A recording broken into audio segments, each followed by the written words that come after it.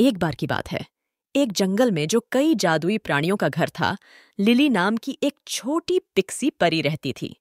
वह अंगूठे से बड़ी नहीं थी और उसके नाजुक पंख थे जो सूरज की रोशनी में चमक रहे थे।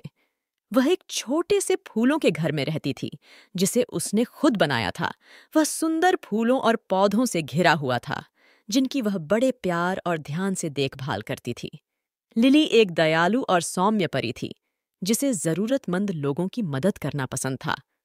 वह अपने दिन एक फूल से दूसरे फूल तक उड़ने, रस इकट्ठा करने और पराग फैलाने में बिताती थी, और वह मधुर गीत गाती थी जो पूरे जंगल में गूंजते थे।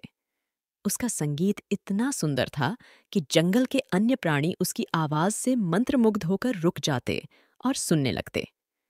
एक दिन अलेक्जेंडर नाम का एक युवा राजकुमार जंगल से गुजर रहा था जब उसने लिली का सुंदर गायन सुना। वह चकित रह गया और उसने संगीत के स्रोत की खोज की। जब उसे लिली मिली तो वह उसकी सुंदरता और उसके दयालु हृदय से प्रभावित हो गया।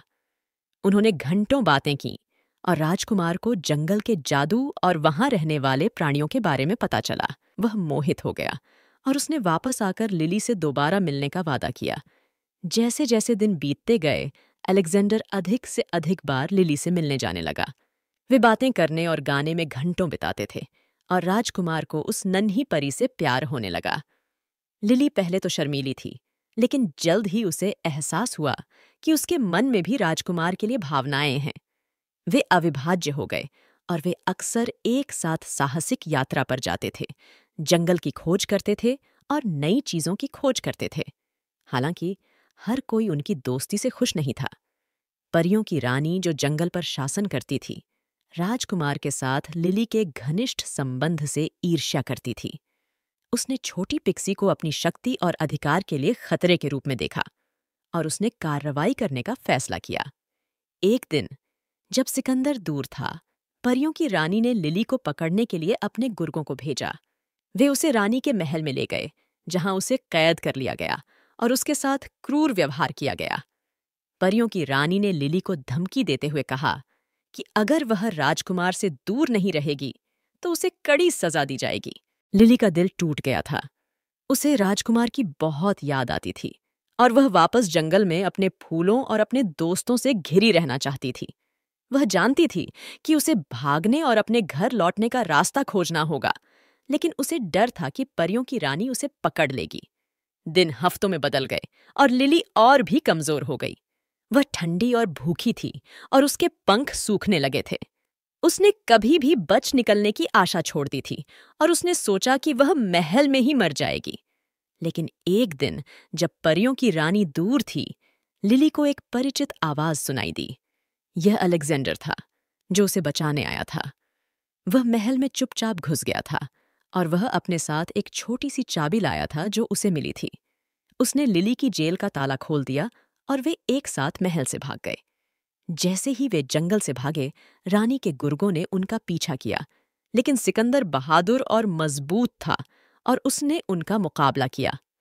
आखिरकार वे लिली के फूलों के घर में वापस पहुंचे, जहां वह थक कर और कमजोर होकर गिर पड़ी। अलेक्जेंडर ने लिली के घावों की देखभाल की और पूरे दिल से उसकी देखभाल की। उसने वादा किया कि वह उसे फिर कभी कोई नुकसान नहीं पहुंचने देगा और वह हमेशा उसकी रक्षा करेगा। उस दिन से लिली और अलेक्जेंडर अविभाज्य थे। वे जंगल में अपने दोस्तों से घिरे रहते थे और वे खुश और मुक्त होकर एक साथ गाते और नृत्य करते थे।